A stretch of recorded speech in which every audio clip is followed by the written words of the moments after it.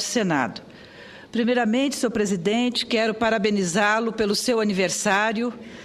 É com muita alegria que fazemos isso, porque Vossa Excelência é um senador que realmente é um grande companheiro, assíduo, dedicado e um digno representante do seu estado do Acre.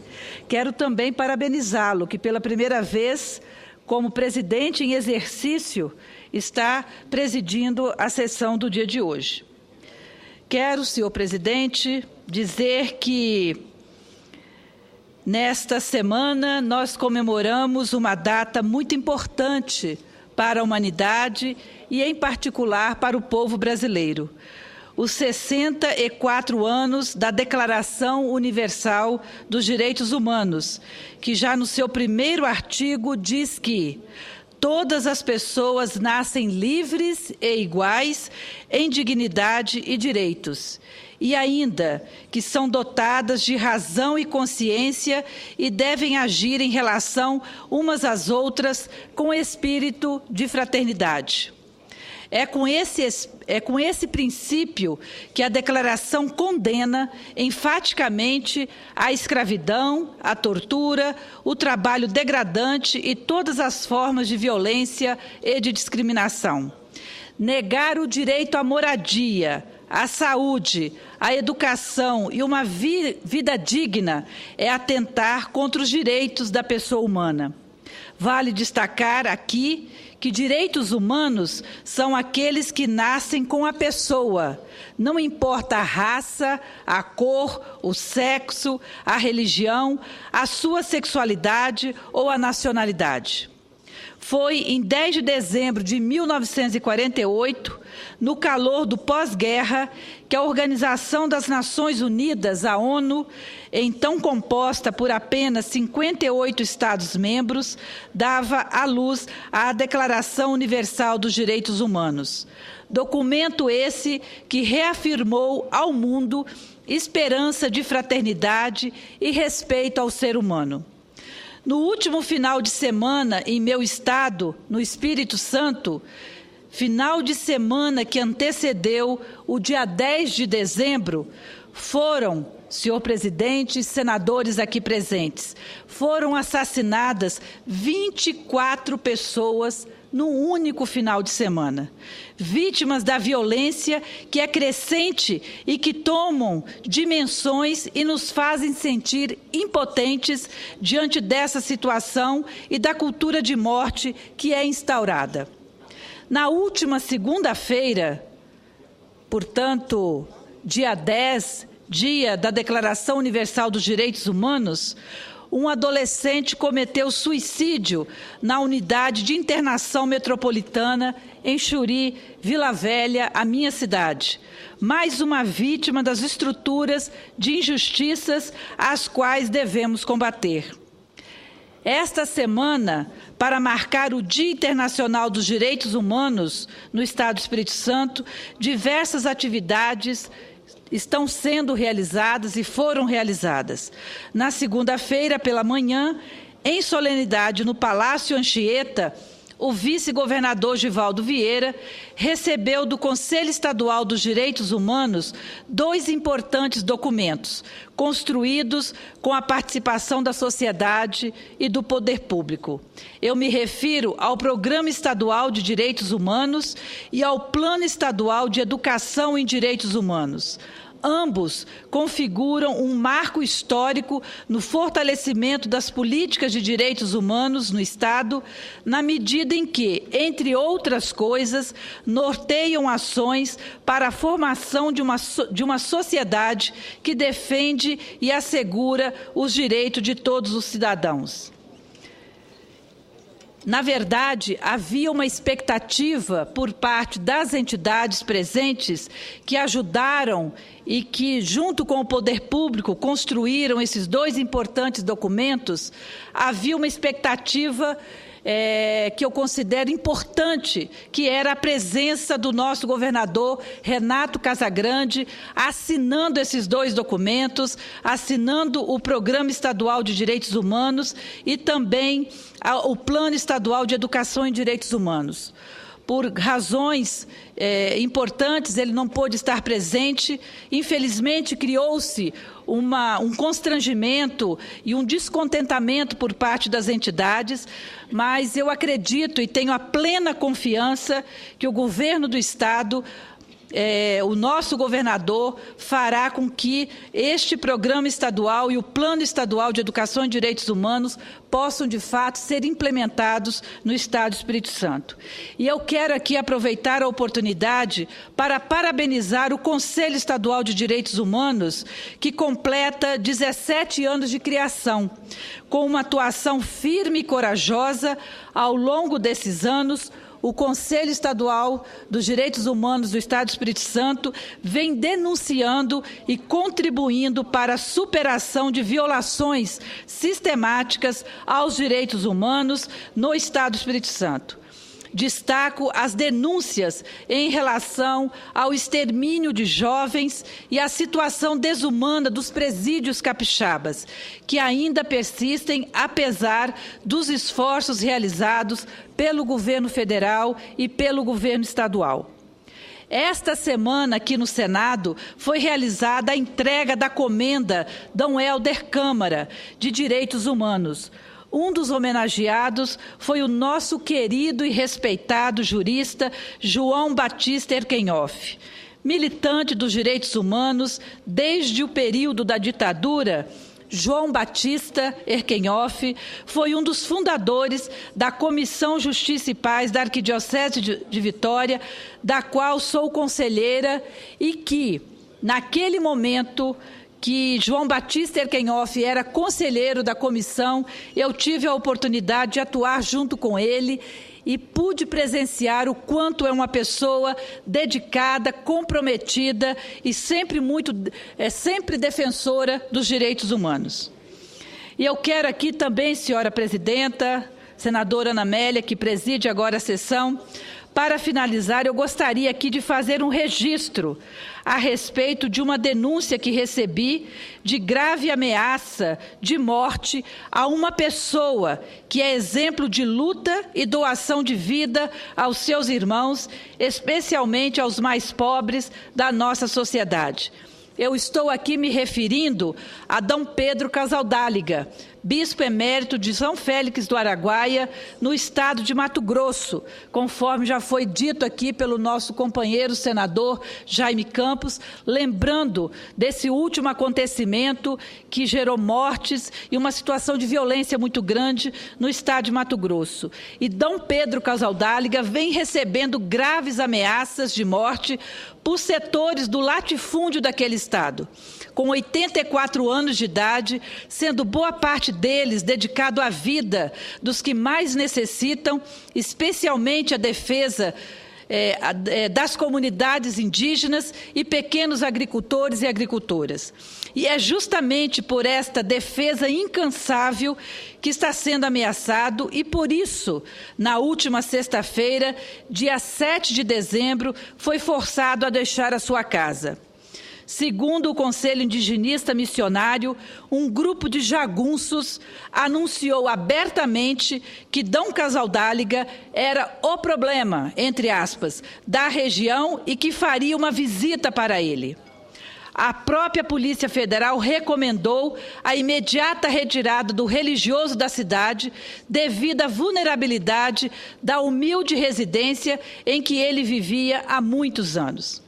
A Polícia Federal alegou temer por sua segurança, já que a casa nem sequer possui muros, além de se encontrar com a saúde debilitada em decorrência de sofrer do mal de Parkinson.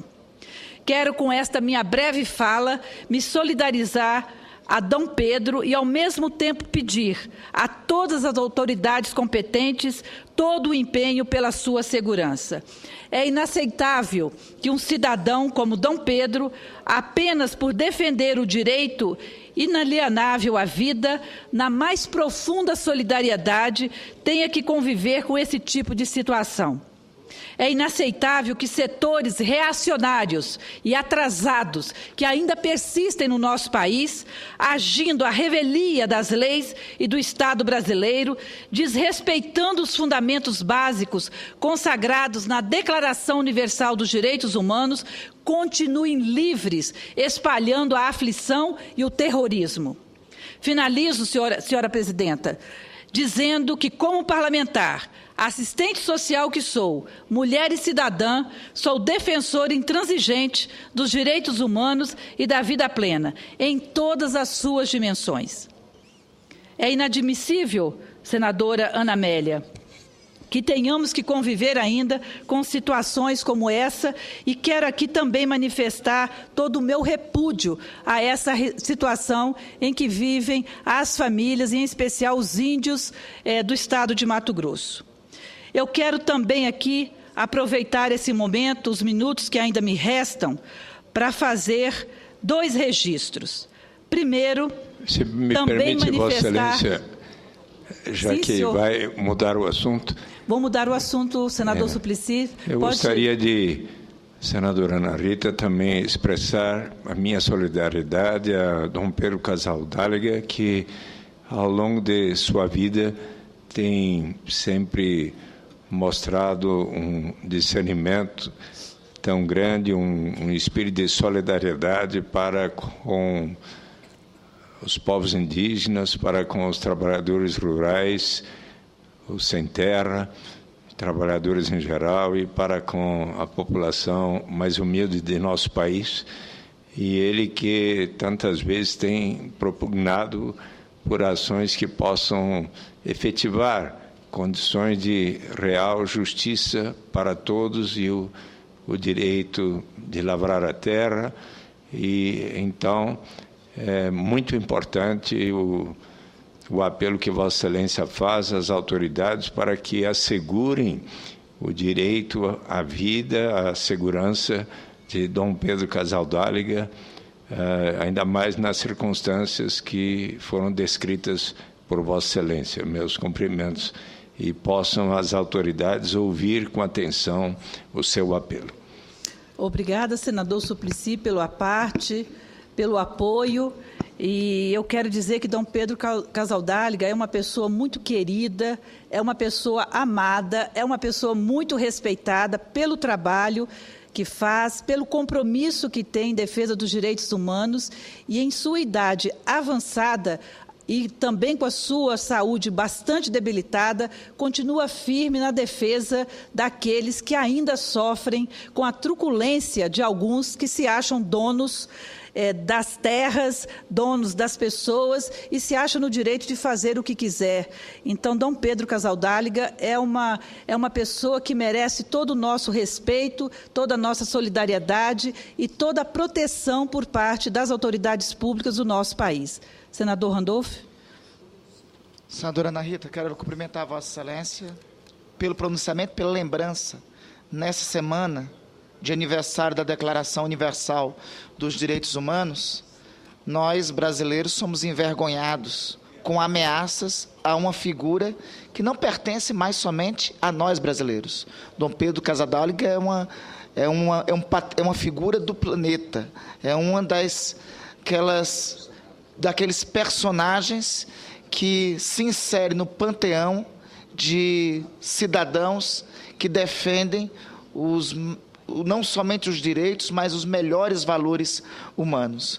Então é fundamental, parte do Estado brasileiro, todas as medidas necessárias de proteção a Dom Pedro Casaldáliga. E eu considero, e me permita apresentar uma sugestão, seria importante nós ouvirmos aqui na Comissão de Direitos Humanos, se ele assim quiser, se Dom Pedro Casaldáliga assim quiser, ouvir Dom Pedro sobre as ameaças que tem recebido e sobre a situação de conflito que ele tem enfrentado há mais de 30 anos na região em que mora e que resiste à pressão do latifúndio e resiste das melhores formas que um ser humano pode resistir, com a força da sua vitalicidade e com a força da sua poesia.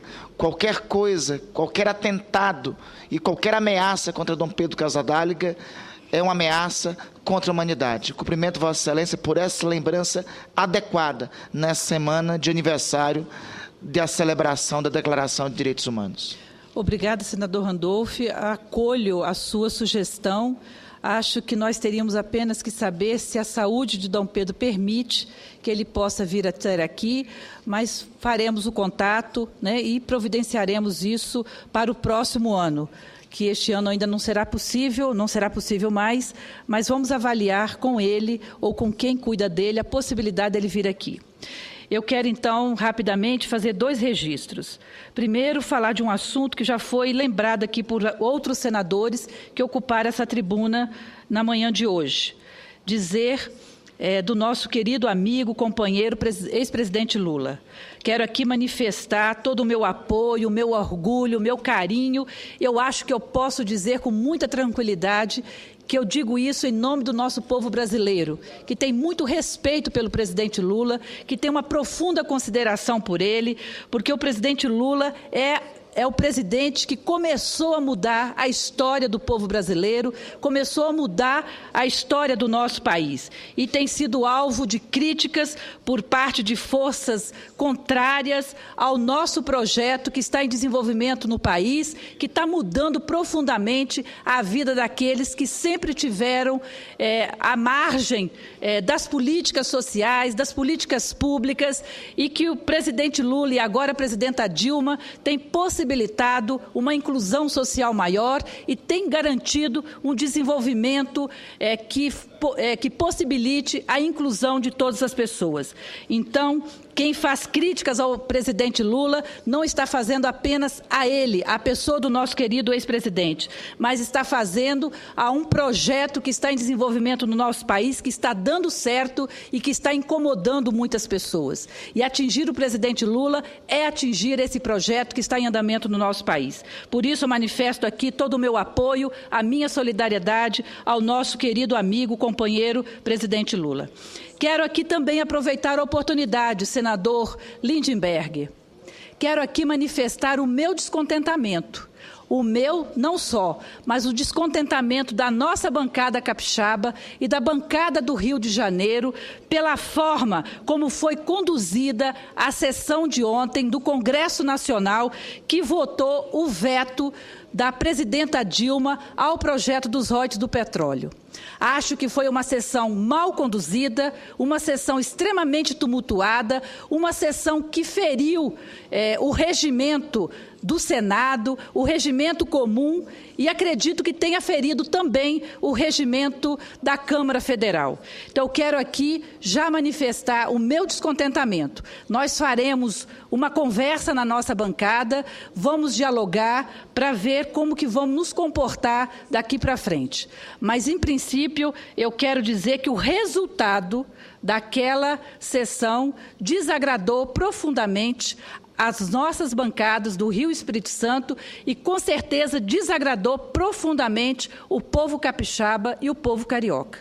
Então, senador Lindbergh, acho que temos muito o que conversar, temos muito o que fazer para que possamos, a semana que vem, ter uma atuação mais incisiva no que se refere à votação dos royalties do petróleo, do veto ao projeto de lei dos royalties do petróleo. Era isso, senhora presidenta, muito obrigada.